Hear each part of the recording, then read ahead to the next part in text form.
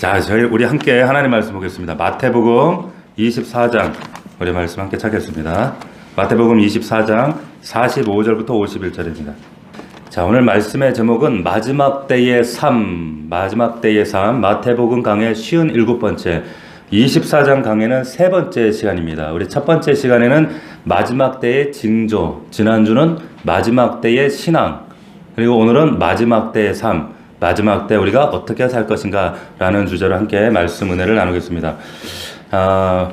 오늘 이제 세 차례 24장 말씀을 나누게 되는데, 오늘 이제 마무리하게 되는데, 오늘 우리가 읽었던 본문 45절 첫 절이 질문으로 시작하죠. 질문으로 어떻게 시작합니까? 보시면 충성되고 지혜 있는 종이 되어 주인에게 그 집 사람들을 맡아 때를 따라 양식을 나눠줄 자가 누구냐, 이렇게 질문으로 시작을 합니다. 이렇게 질문으로 시작하게 된 아주 중요한 몇 가지 이유가 있는데, 첫 번째가 예수님의 재림에 대해서, 마지막 때엔 종말에 대해서 당시 사람들이 혼란을 가지고 있었습니다. 예수님이 당장 오는 줄 알았어요.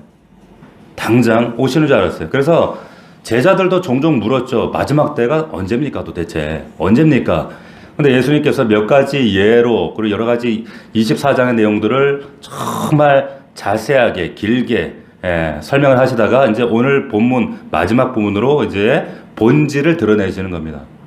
자, 그런데 오늘 이제 이 본문을 들어가기 전에 우리가 앞서서 예수님께서 그 앞에 종말의 예증에 관해서 한 세 가지를 말씀하셨는데, 먼저 살펴볼 필요가 있습니다. 우리가 읽지는 않았지만 37절을 한번 보십시오. 37절. 24장 37절입니다. 거기 보시면 노아의 때와 같이 인자의 임함도 그러하리라. 홍수전에 노아가 방주에 들어가던 날까지 사람들이 먹고 마시고 장가들고 시집가고 있으면서 이게 마지막 때 현상이었다는 거예요. 그리고 39절 다 같이 읽어보겠습니다. 시작. 홍수가 나서 그들을 다 멸하기까지 깨닫지 못하였으니 인자의 임함도 이와 같으리라. 자, 예수님은 세상 것은 아무도 모른다 이렇게 말씀하시면서 단지 노아의 홍수 때와 같이 임한다 이렇게 말씀하셨어요. 노아의 홍수 때. 노아의 홍수 때가 어땠나요?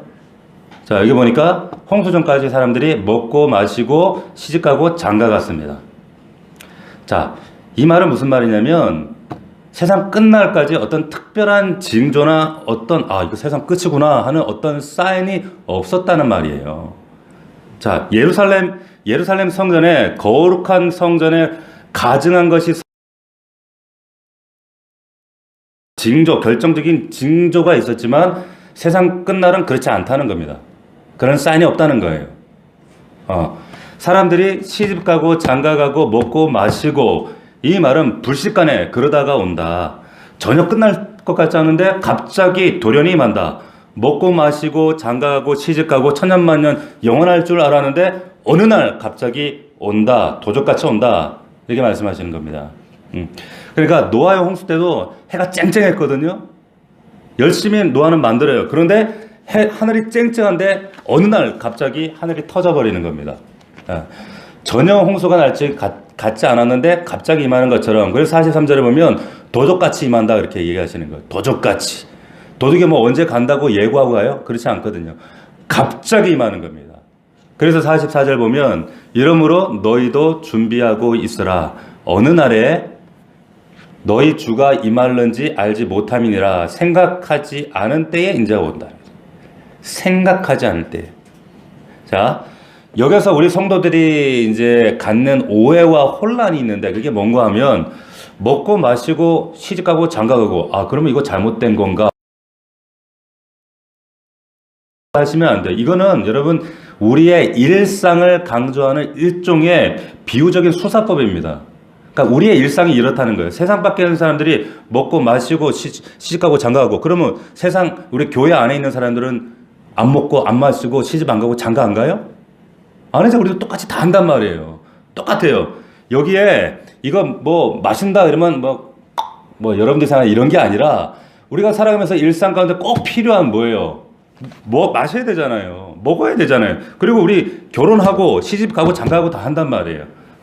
성경에서 이런 것들을 절대 악이다, 선이다 이렇게 구분 지은 적이, 특징 지은 적이 한 번도 없습니다. 근데 마치 이러면은 뭔가, 이게 잘못된 거구나, 이런 오해를 하시면 안 된다. 이건 누구나 그렇게 살아가는 일상을 수사적으로 이렇게 표현한 거예요.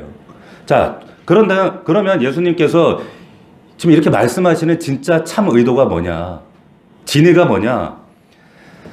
여러분, 그 구약 성경에 보면은 죽음을 맛보지 않고 단번에 다이렉트로 하나님께 붙들려 올라간 사람이 두 사람이 있었어요. 누구였습니까? 에녹과 엘리야가 그랬지요. 에녹과 엘리야. 그런데 여러분들이 잘 아는 그 에녹이 이 땅 가운데 하나님과 몇 년을 동행했다 그랬어요? 몇 년? 몇 년? 처음 들어요? 300년을 동행했다 그러잖아요. 300년. 근데 에녹이 이 땅에 사실은 365년을 살았거든요. 365년을 살았는데 그럼 나머지 65년은 뭐 했나? 근데 굳이 성경 기자가 구약 성경에 자세히 보시면 하나님과 300년 동행했다 그래요. 그러니까 일부러 이 65년과 300년을 구분짓고 있단 말이에요. 그러면 계산해 보면 에녹의 나이 65살 때 한갑이 막 지났을 때 뭔가 그의 인생에 결정적인 중대한 변화가 있었구나라고 하는 거예요. 그 변화가 뭡니까? 65세 때 에녹의 인생에 결정적인 전환. 무슨 일이 있었어요? 누가 집안에 죽었나? 암에 걸렸나? 집이 망했나? 부도가 났나? 그런 얘기가 없단 말이에요. 그런데 특이한 점이 발견이 됩니다. 65살에 아들 하나 얻는단 말이에요. 아들. 그 아들의 이름이 뭐였습니까? 아들의 이름이 여러분들이 잘 아는 옛날 개그의 소재이기도 했어요. 무드셀라. 이 무드셀라를 65세 아들을 낳았단 말이에요. 히브리 뜻이 뭡니까? 무드셀라가. 이 무드셀라의 이름의 뜻이 히브리적 의미가 이 아들이 죽으면 세상에 끝날이 온다. 심판 온다. 이런 뜻이에요. 쉽게 얘기하면. 그러니까 그 이름의 뜻이 자녀가 죽으면 세상 멸망 온다. 심판 온다.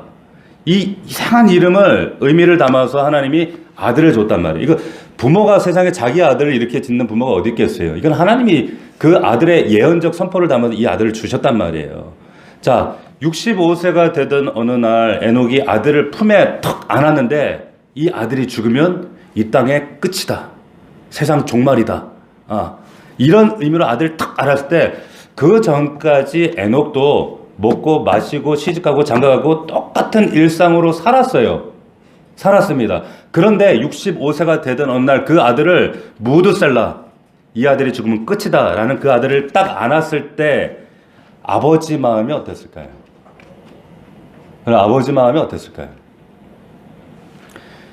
똑같은 일상을 살지만 그 아들을 품에 안았지만 그 다음날 또 똑같은 일상을 살아요. 먹고 마시고 시집가고 장가 똑같은 일상을 이전과 똑같은 일상을 살지만 그때부터는 다른 내용과 다른 방향성을 가지게 되는 거예요. 전혀 달랐어요. 그때부터 하나님과 동행했다 이렇게 나오는 거예요.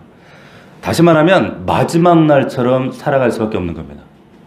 오늘을 살아도 마지막인 거예요. 사람이 우리가 내일 어떻게 알아요? 여러분들이 어떻게 될지 어떻게 알겠어요? 에녹이 65세 전까지는 어떻게 살았습니까? 먹고 마시고 시집가고 장가가고 돈 벌고 저축하고 투자하고 열심히 그렇게 세상 사람 사는 것처럼 똑같이 살았단 말이에요. 우리도 내일부터 또 그렇게 살 거예요.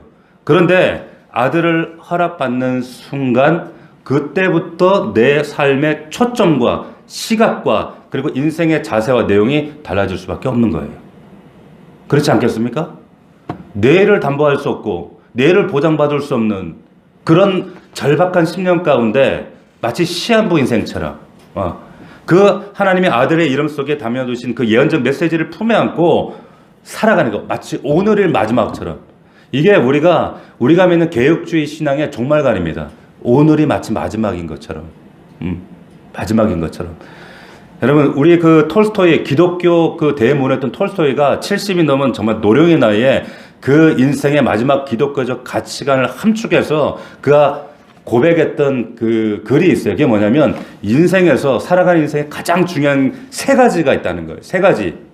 가장 중요한 게 뭐냐? 언제가 가장 중요하냐? 그리고 무엇이 가장 중요하냐? 그리고 누가 가장 중요하냐? 이 세 가지. 언제가 가장 중요해요? 어느 때가 가장 중요합니까? 현금이 아니고 지금. 지금이 가장 중요하다. 자, 지금 뭐가 가장 중요해요? 뭐가 가장 중요합니까? 지금 여러분들이 하고 있는 일. 지금 내게 맡겨진 사명. 지금 내가 하고 있는 일. 누가 가장 소중해요? 중요해요? 지금 여러분 옆에 있는 사람. 지금 여러분과 가장 가까이 맞닿아 있는 사람들. 그 사람들이 가장 중요하다는 거예요. 왜? 이게 70의 노령의 대문호 톨스토이가 기독교적 가치관에서 깨달은 진리란 말이에요. 왜 그럴까요? 지금이 마지막일 수 있다는 거예요. 지금이 마지막일 수 있기 때문에. 여러분, 에녹이 그때부터 하나님 앞에 붙들려서 부름받을 때까지 300년을 하나님과 동행을 하는데, 동행을 해요. 그 동행이란 말 속에 여러 가지 의미가 함축되어 있어요.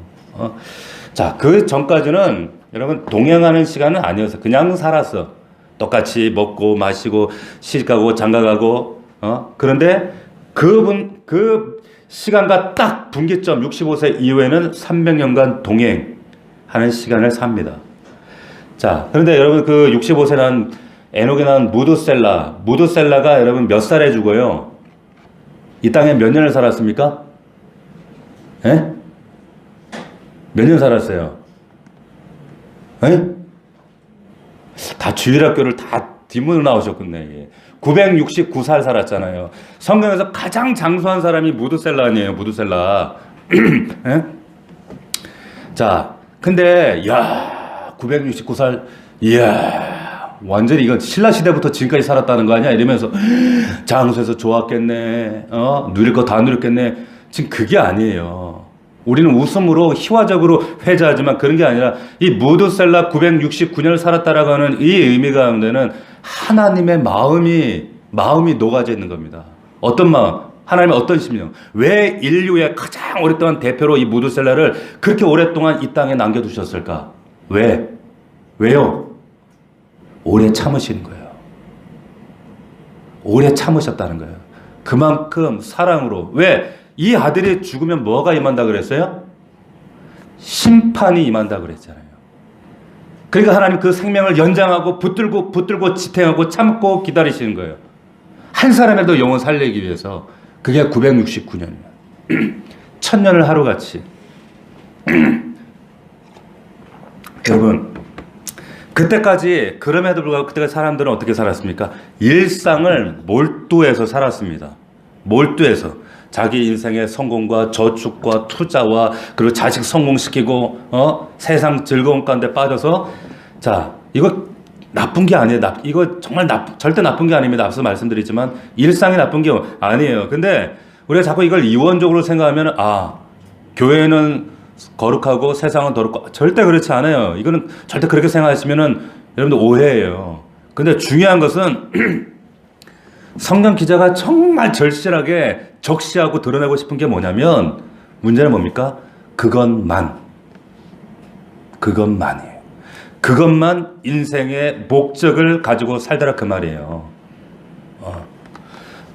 일상 속에서 여러분 진짜 중요한 것은 방향성입니다. 방향성. 먹고 마시고 시집가고 장가가는 일에 방향성을 어디에 두는가? 왜 그렇게 해야 되는가? 당시 노아 시대 사람들 끊임없이 노아가 경고해도 종말을 웃기고 있네. 하나님 말씀 무시하고 지 마음대로 살았어요. 자, 두 번째 예정을 한번 봅시다.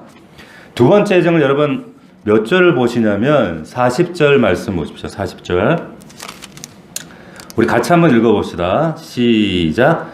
그때에 두 사람이 밭에 있음에 한 사람은 데려가고 한 사람은 벼르듬을 당할 것이요. 자, 똑같은 얘기를 하는 겁니다. 앞에 노아 얘기가 사실은 똑같은 얘기예요. 두 사람이 밭을 갈고 있어요. 밭에서 일하고 있어요. 한 사람은 픽업되고 한 사람은 유기됐어요. 자, 두 사람이 보세요. 두 사람이 밭을 갈고 있는데 서로 다른 일 했어요? 지금 한 사람이 게으름 폈어요? 농땡이 폈어요? 죄졌어요? 그런 기록이 전혀 없어요. 두 사람이 똑같이 밭에서 일했어요. 이 밭은 뭐예요, 여러분? 상징적으로. 여러분의 일상이에요. 일상이란 말이에요. 우리의 현장이란 말이에요. 똑같이 하루를 맞이하고 똑같이 하루를 열고 똑같이 월요일이면 싫지만 또 출근하고 한 주간을 또 하루같이 보내고 바쁘게 일상을 보내고 매일 반복하는데 어떤 사람은 픽업되고 어떤 사람은 유기가 됐어요. 차이가 뭐예요? 여러분 차이가 뭡니까? 지금 그거 질문하는 거예요. 세 번째 예증 41절 같이 읽습니다. 시작. 두 여자가 맷돌질을 하고 있음에 한 사람은 데려가고 한 사람은 벼러둠을 당할 것이니라. 자, 당시 여자들의 가장 현실적인 자리가 맷돌질이었단 말이에요. 두 여인이 근데 뭐 다른 일 하고 있었어요? 똑같이 맷돌질, 똑같아요. 똑같이. 이 맷돌질이라는 건 당시 여인들이 살아내기 위해서 하루를 버티고 살아낼 일상의 현장이었단 말이에요. 그런데 지금 이 세 가지 예증을 얘기하시는데 공통점이 이제 하나로 쫙 귀결이 된단 말이에요. 뭡니까? 일상이라는 현장이란 말이에요. 일상. 우리의 삶이란 말이에요. 근데 예수님께서 이 세 가지 예증을 쭉 꺼낸 다음에 결론으로 이렇게 결론을 맺고 있습니다. 42절.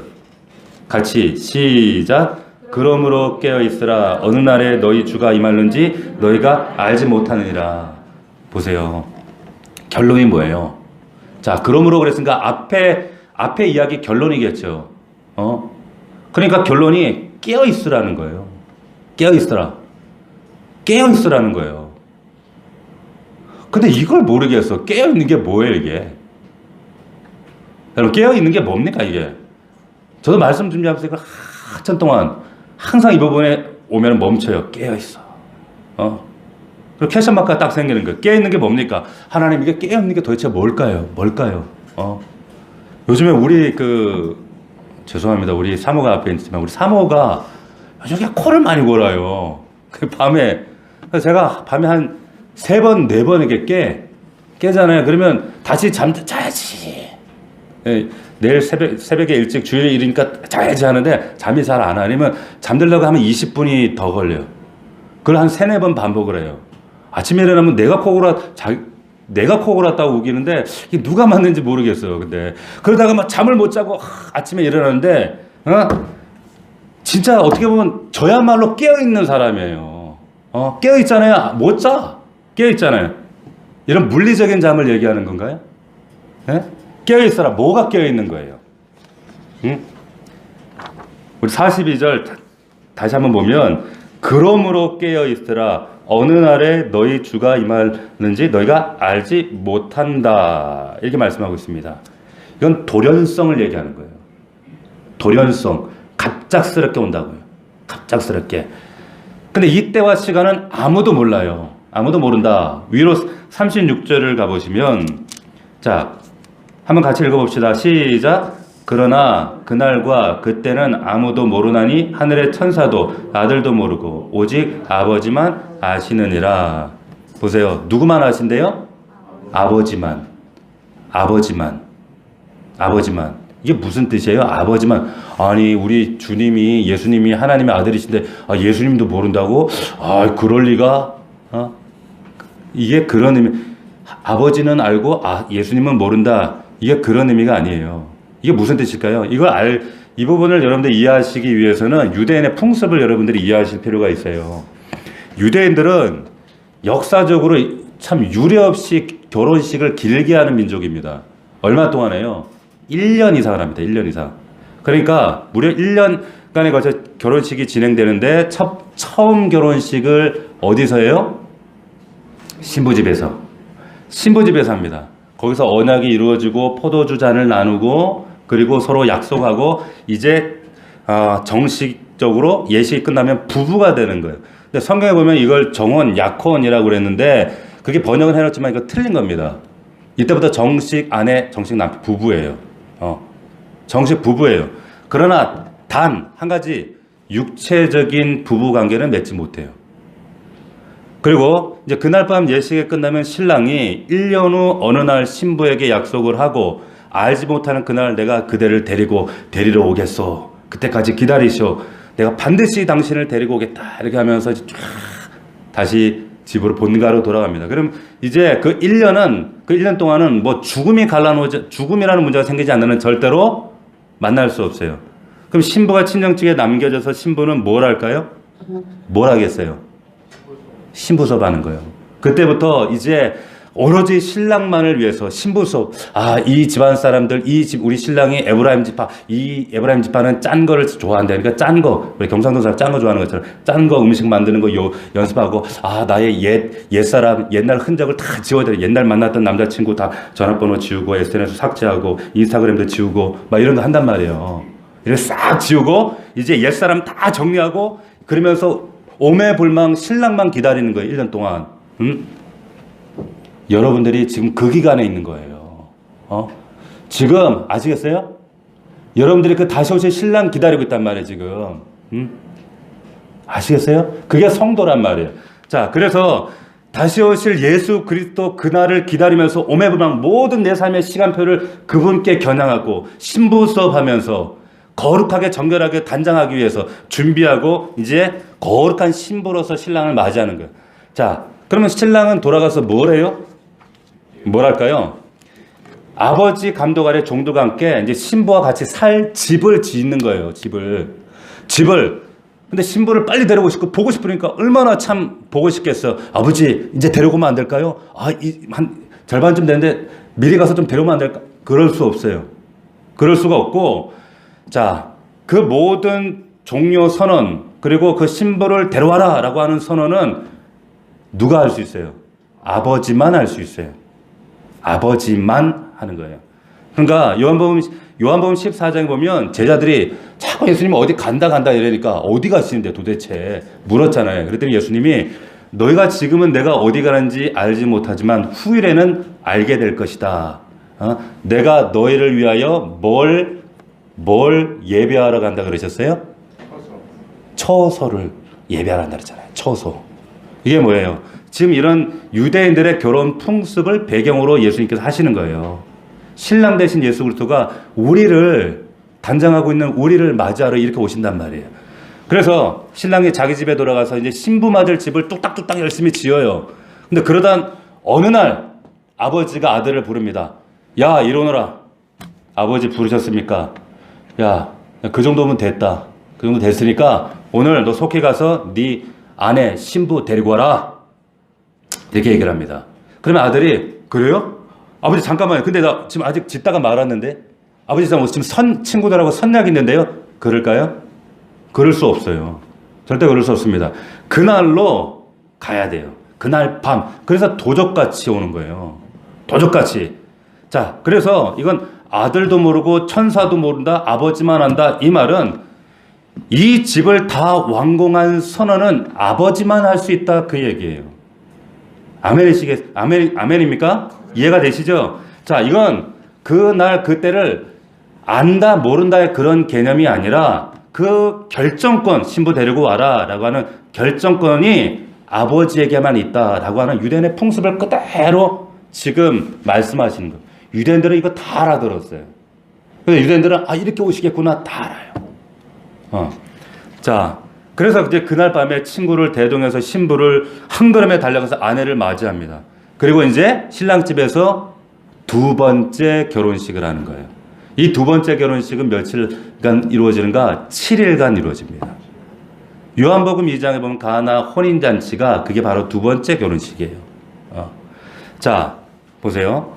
여러분, 오늘 여기서 말하는 것도 노아 때 사람들이 그때까지 먹고 마시고 시집가고 장가갔다는 말은 예수님이 다시 오실 뭐가 없었다는 거예요. 인식이 없었다는 거예요. 인식. 집중성. 그리고 자기 것만 몰두하고 살았다는 거예요. 이걸 깨어있지 못하다고 말씀하고 있는 겁니다. 자, 다시 성경을 한번 보십시오. 43절 보시면 너희도 아는 바니 만일 집주인이 도둑이 어느 시간에 올 줄 알았더라면 깨어있어 그 집을 뚫지 못하게 하였으리라. 다 같이 44절 읽겠습니다. 시작. 이러므로 너희도 준비하고 있으라. 생각하지 않은 때에 인자가 오리라. 이러므로 너희도 뭐하고 있으라? 준비하고 있으라는 거예요. 준비. 잘 보세요. 깨어있으라. 알겠어. 깨어있으라는 얘기가, 깨어있는 것이 뭘 하는 거예요? 깨어있는 것이 준비하라는 거구나. 준비. 근데 여기서 또 딱 막혀. 뭘 준비해야 돼? 그럼 뭘 준비해야 돼요? 이제 그분의 마지막 때를 인식하고, 깨어있는다는 것은 준비하라는 건데, 구체적으로 이게 또 추상적이란 말이에요. 무엇을 준비하는 거예요? 뭘? 예? 자, 그러면서 이어지는 45절 문맥의 흐름을 따라 가보면 이렇게 되어 있는 거예요. 오늘 우리가 본문으로 삼았던 45절, 충성되고 지혜 있는 종이 되어 주인에게 그 집 사람들을 맡아 때를 따라 양식을 나눠줄 자가 누구냐. 누가 충성되고 지혜 있는 사람이냐를 얘기하는 겁니다. 그런데 여기 보시면 중요한 단어가 등장합니다. 그게 뭐냐? 그 집 종들을, 이렇게 나와 있어요. 그 집 종들을. 여러분 보세요. 이 단어가 무슨 단어로 쓰여져 있는가? 그 집 종들을. 자, 근데 그 집 종들이라고 하는 말은 이게 여러분 외부 문제입니까? 내부 문제입니까? 내부의 문제라는 거예요. 집안 문제라는 거예요. 다시 말하면 교회 믿는 사람들 간의 문제라는 거예요. 이걸 놓치시면 안 됩니다. 아내 문제를 얘기하는 거예요.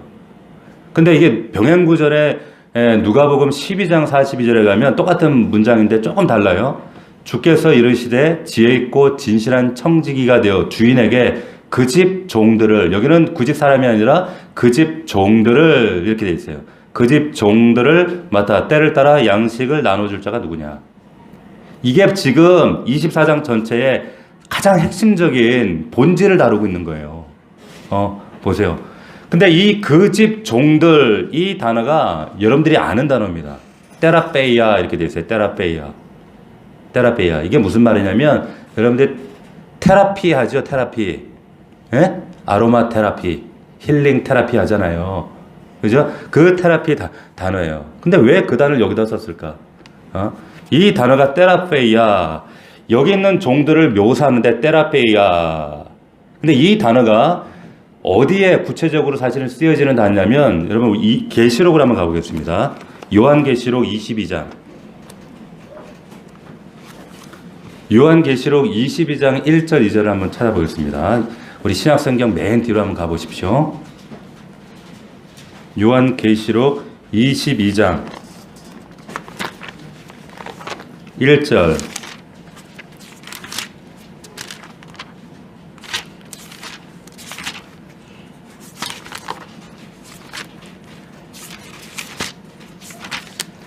자, 1절 제가 있습니다. 또 그가 수정같이 맑은 생명수의 강을 내게 보이니 하나님과 및 어린 양의 보호자로부터 나와서 2절 다 같이 시작. 길 가운데로 흐르더라. 강 좌우에 생명나무가 있어 12가지를 맺되 달마다 그 열매를 맺고 그 나무 잎사귀들은 만국을 치료하기 위하여 있더라. 아멘. 자, 치료하기 위하여 있더라. 이 치료가 테라페이아입니다. 테라페이아예요. 이게 무슨 말이냐? 이게 무슨 말이냐면, 당시 고대 사람들은 그 집사람들 테라페이아스 이러면 치료, 소송, 이게 어떤 의미인지 의미를 딱 알아요. 이걸 일종의 환유법이라고 하는데, 말하자면은 쉽게 얘기하면 이런 겁니다. 우리 최근 근자에 여러분들이 잘 인식했는지 모르지만 택배 문제가 되게 큰 지금 사건 사고였어요. 다 파업을 했잖아요. 그래서 뉴스마다 메인 타이틀이 택배 파업. 그러니까 택배가 파업했대. 사람들이 난리가 났어요.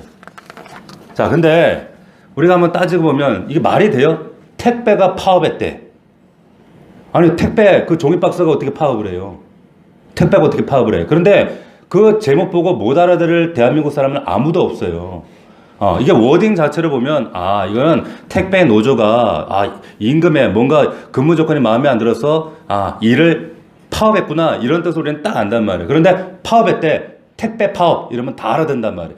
마찬가지로 고대 이 사람들도 테라페이아 이러면 그 집사람들 이렇게 해도 번역이 되지만 이게 치료, 회복, 본질적인 의미가 그거라는 것을 딱 알아듣는단 말이에요. 자, 여기서 왜 이 단어를 썼을까요?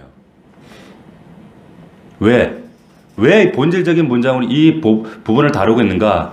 하나님의 집에 소속된 하나님의 사람들, 주님 오시는 그날, 파루시아, 그날이 되면 최종적 재림이 이루어지는 그날을 파루시아라 그래요. 그날, 왜 하나님이 우리 이 땅에 머물게 하시기 고되고 피곤한 인생 여기 남겨두시는가? 왜? 그 이유가 바로 테라페이아예요. 치유하고 소송시키고 그 집안 사람들, 이 교회 안에 치유와 회복을 위해서 믿지 않는 영혼들을 소송시켜야 하고 에덴에서 잃어버렸던 하나님의 형상을 고치고 회복시키고 변화시키고 치료와 회복이 나도록 하는 거예요. 그 역할을 누가 한다고요? 여러분들이 하는 거예요. 더 나아가서 때를 따라 생명의 말씀 양식을 먹여야 되는 거예요. 이게 뭡니까? 깨어 준비하는 거예요. 깨어 준비하는 거예요. 여기에 따라서 극명하게 갈라지는 거예요. 지금 끝날에 여러분 제자라고 하는 건 그날의 징조를 계산기에 두드리면서 시기를 맞추는 사람들이 아니라 제자는 깨어있는 자와 깨어있지 않은 자로 극명하게 현저하게 갈린다는 거예요. 오늘 본문의 지금 예시들을 통해서 한 사람이 밭에서 일하고 있는데 한 사람은 픽업되고 한 사람은 유기된다. 한 사람이 맷돌질하는데 한 사람은 픽업되고 한 사람은 버림을 당한다. 그 차이가 뭐냐? 깨어있는가라고 하는 거예요. 깨어있는가. 여러분 꼭 기억하십시오. 깨어있는가? 난 준비하고 있는가? 자, 이거는 예수님 언제 오나 계산기 두드리는 게 아니라 야 10월 10일 나온다더라 그런 거 몰두하는 것이 아니라 테라페이라라고 하는 그 목적과 양식과 내용에 맞는 삶의 자세로 우리를 바꾸는 거예요. 아멘입니까? 그렇게 살고 계세요? 그렇게 사셔야 되는 거예요. 깨어있다는 거, 그러니까 뭐 먹는 거 마시는 것도 거부하고 오해한 이단들처럼 이런 거 거부하고 막 극단적 금식하고 시집장가 가지마 이러고 그게 아니라 똑같이 우리 시집 가고 장가 가고 그런데 똑같은 일상을 삽니다. 하지만 그것을 하면서 노아는 뭘 했어요? 방주를 만들었어요.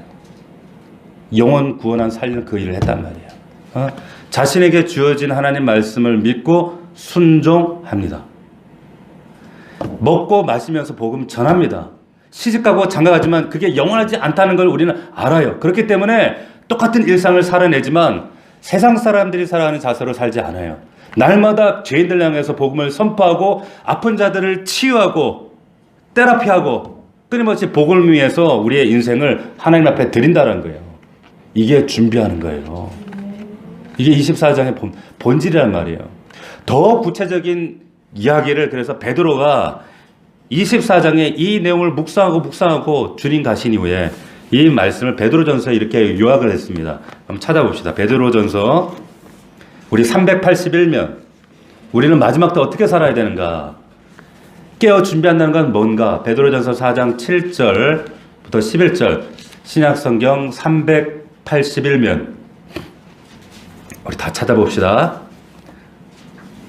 381면입니다. 베드로전서 4장 7절부터 11절. 자, 마태복음은 찾기 쉬운데 베드로전서 찾으려면 한참 고민해야 돼, 그죠? 네. 성경을 그래서 많이 읽으셔야 돼요. 베드로전서 4장 7절부터 11절 381면입니다. 우리 한 목소리로 함께 읽겠습니다. 시작. 만물의 마지막이 가까웠으니 그러므로 너희는 정신을 차리고 근신하여 기도하라. 무엇보다도 뜨겁게 사랑할지니 사랑은 허다한 죄를 덮느니라. 아멘. 자, 이게 뭐예요? 이게 테라피라는 거예요. 먹이라는 거예요. 치유하라는 거예요. 자, 계속 서로 대접하기를 원망 없이 하고 각각 은사를 받은 대로 하나님의 여러 가지 은혜를 맡은 선한 청지기 같이 서로 봉사하라. 만일 누가 말하려면 하나님의 말씀을 하는 것 같이 하고 누가 봉사하려면 하나님이 공급하시는 힘으로 하는 것 같이 하라. 자, 말할 때는 무슨 말 하든지 우리는 가볍게 선포하는 게 아니에요. 하나님 말씀을 전하는 마음으로 우리가 헌신하는 것, 가정이든 일터이든 교회에서 하나님 봉사 내 힘으로 내가 그래도 뭐 집사니까 내가 뭐 권사니 이게 아니라 주님이 내게 공급하신 힘의 능력으로 하나님 나는 쓰임받을 뿐입니다. 그게 청직이란 말이에요. 자, 왜 그렇게 해야 되는가? 이는 왜냐하면 범사에 예수 그리스도로 말미암아 하나님의 영광을 받으시게 하려 함이니 그에게 영광과 권능이 세세 무궁하도록 있느니라. 아멘. 아멘이십니까? 이게 오늘 본문의 결론이란 말이에요. 이게 오늘 본문의 이야기예요. 이게 깨어 준비하는 삶입니다. 말씀을 맺겠습니다. 제가 한 2주 전쯤에 우리 이 자리에 우리 김성락 목사님 계시는데, 우리 목사님 어머니께서 병원에 지금 넘어져 병원에 계시잖아요. 퇴원하셨죠. 근데 연락을 받고 이제 목사님께서 중국에 요즘에 코로나 때문에 간병인을 구하기가 어려워서 막 어르시다는 얘기를 듣고 이제 제가 이제 통화를 끊고 제가 아는 권사님께 전화를 드렸어요. 통화를 하는데 이 권사님께서 하시는 말씀이, 작년에 남편이 돌아가셨어요. 장로님이셔요. 정말 핸섬하고 SK 이사로 재직하시는 정말 핸섬한 장로님이시거든요. 믿음도 너무 좋아요. 너무 선한 분이에요. 제가 너무 사랑하고 좋아했던 분이세요. 그런데 이분이 작년에 갑자기 돌아가셨어요. 권사님 어떻게 지내셨어요? 목사님 저 잘 이겨내고 있어요. 잘 버티고 있어요. 그리고 이제 여러 가지 또 삶을 나누고 이야기를 나누고 근데 얘기를 이제 마칠 쯤에 이분이 뭐라고 얘기하시냐면, 목사님 근데요, 한참을 뜸을 들이시더라고요. 그랬더니 목사님 저 암이래요. 그러시는 거예요.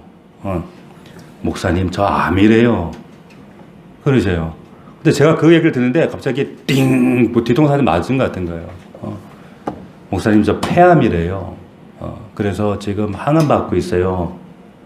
근데 제가 하마터면 전화기 붙들고 그분 앞에서 울 뻔했어요. 울지 못하고 이제 울음을 꾹 참고 이제 무슨 말을 해줘야 될지 입이 안 떨어지는 거예요. 근데 그 권사님 말씀이, 목사님 그래도 저 잘하고 있어요. 괜찮아요. 더 씩씩하게 이제는 이제 더 하나님 앞에 잘 살려고요. 그러시는 거예요. 그래서 제가 오히려 그 전화 그 목소리를 듣고 제가 참, 이번에 그 아버지도 제가 임종을 했거든요. 믿지 않는 아버지도 제가 임종해드리고 병상세례를 드렸는데, 그러니까 잊을 수 없는 분이에요. 제가 너무 사랑하는 분이요, 권사님이신데 오히려 제가 위로를 받았어요. 목사님 괜찮아요. 저 씩씩하게 더 잘할 거예요. 그러면서 어느 길을, 여주에 있는 언니 집을 가는 길인데 목사님 차 세웠어요. 저 기도해 주세요. 제가 그 기도가 어떤 기도가 나오겠어요. 막 정말 속에서 창자에서 끌어나오는 기도가, 축복이 나오더라고요. 하나님 고쳐주세요. 하나님 살려주세요. 우리 권사님 꼭 하나님 지켜주세요. 그리고 믿음으로 정말 주님 만날 당당하게, 어떠한 모습이든지 간에, 그러나 믿음 잃지 않고 흔들리지 않고 반드시 승리하게 도와주세요. 막 기도가 창자에서 끌어나오는 거예요. 오히려 제가 위로가 되더라고요. 그분이, 목사님 저 더 잘할 거예요. 더 잘할 거예요. 여러분, 마지막 때 주님 오실라, 우리가 반드시 개인적인 종말 누구 하나 다 있잖아요. 노아의 때처럼 우리 똑같이 일상을 내리면 또 삽니다. 그렇지만 초점을 잃어버리면 안 돼요. 절대 잊어버리시면 안 됩니다. 우리 반드시 그분 앞에 섭니다. 이 사실을 절대 잊지 않고 깨어있는 거, 어떻게 준비하라고요? 그냥 관념적으로 깨어있는 것이 아니라 여러분 준비하셔야 돼요. 영혼들, 내 옆에, 지금 내 옆에 있는 사람들, 이 교회 안에 있는 내 형제들, 자매들, 이들 치유하고 돌아보고 섬기고, 지금 이런 상황에, 이 코로나 상황에 정말 내 코가 석자잖아요. 그러시면 안 돼요. 정말로 주님 오실 날을 깨어 준비하는 건 다른 거 아니에요. 영혼들 돌아보는 거. 그리고 당당하게 정말로 내가 허락하신 이 일상을 더 열심히 사시면서 이 치유와 말씀 전하는, 때를 어떤지 못 어떤지 때를 따라 양식을 나누어주는 그런 여러분들 삶이 다 될 수 있기를 주님의 이름으로 당부하고 축원합니다. 축복합니다. 기도하겠습니다. 우리 1분간만 기도합시다. 하나님, 오늘 말씀을 통해서 다시 한번 우리가 결단하기를 원합니다. 주님 오실 날이 멀지 않았는데, 하나님, 노아의 그때와 같이 우리가 초점을 잃어버리고 깨어 있지 못하고 살고 있지 않습니까? 우리가 밭을 갈고 맷돌질하고 우리 일상을 삽니다. 직장을 나가고 학교를 다니고 열심히 살아야 합니다. 그러나 그 일상 가운데 깨어 있어서 다시 오시는 그 주님, 이것은 절대로 은유가 아니라 우리의 현실이 될 맞닥뜨려 있는 우리의 사건입니다. 꼭 기억하게 하시고 깨어 준비하는, 정말로 내 옆에 있는 형제, 이웃들, 가족들을 구원하고 치유하고 그들에게 말씀을 먹일 수 있도록 제게 그 힘을, 은혜를 성령으로 충만하게 채워주십시오. 결단하오니 주님 도와주시옵소서. 우리 1분간만 동성으로 기도합시다. 살아계신 아버지 하나님 고맙습니다. 걸어가신 주님, 마지막 때에 주님 우리를 찾으실 때에 노아의 때와 같이 먹고 마시고 시집가고 장가가는 그것만 빠져있는 자들 되지 않도록 하시고, 아버지 하나님 정말로 하나님 말씀 앞에 깨어서 마지막 때를 준비할 수 있는 우리 사랑하는 성도들이 다 될 수 있도록 아버지 하나님 인도하여 주시옵소서. 주님 오시는 그날, 반드시 그날은 옵니다. 하나님, 우리의 마지막 개인적인 종말도 어느 때에 임할는지 우리는 알 수가 없습니다. 그러나 주님, 그날을 맞이할 때까지 깨어서 준비하게 하시고, 하나님 우리 가정과 이웃과 내 형제 자매들에게 그들을 치유하고 그들을 먹이고 그들 말씀으로 세우며 하나님 나라, 그 맞이할 하나님 나라를 준비할 수 있도록 도와주시옵소서.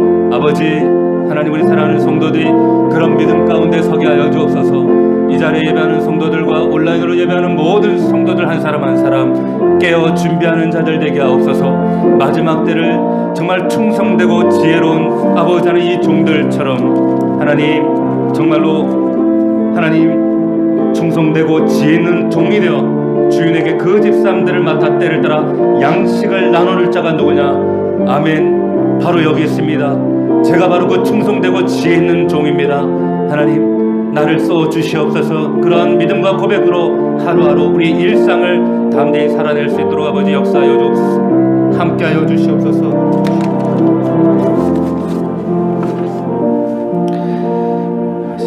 하나님 감사합니다. 무화과나무에 정말 그 때를 보면서 여름이 가까웠구나. 우리가 징조는 분별하지만 이 시대의 징조를 분별하지 못하는 하나님, 우리의 삶에 함몰되어져서 하나님의 음성과 뜻을 분별하고 있지 못하는 우리의 연약함을 용서하여 주시옵소서. 하나님, 우리의 일상을 매일같이 살아가지만 그 일상 가운데 파묻혀 돈 벌고 성공하고 하나님 집장만 하고 우리 자식 키우고 그것만 몰두하는 자들이 되지 않게 하시고, 하나님 반드시 깨어서 준비하는 자들 되어서 정말 불식간에 주님 우리를 찾으실 때에 주님께 택함 받는, 정말 붙들림 바 되어지는 우리 사랑하는 성도들이 다 될 수 있도록 아버지 함께하여 주시옵소서. 정말로 충성되고 지혜로운 종이 되어서 주님의 마음을 시원케 해드리는 정말 귀한 종들이 다 될 수 있도록 축복하여 주옵소서. 예수 그리스도의 이름으로 기도하옵나이다. 아멘.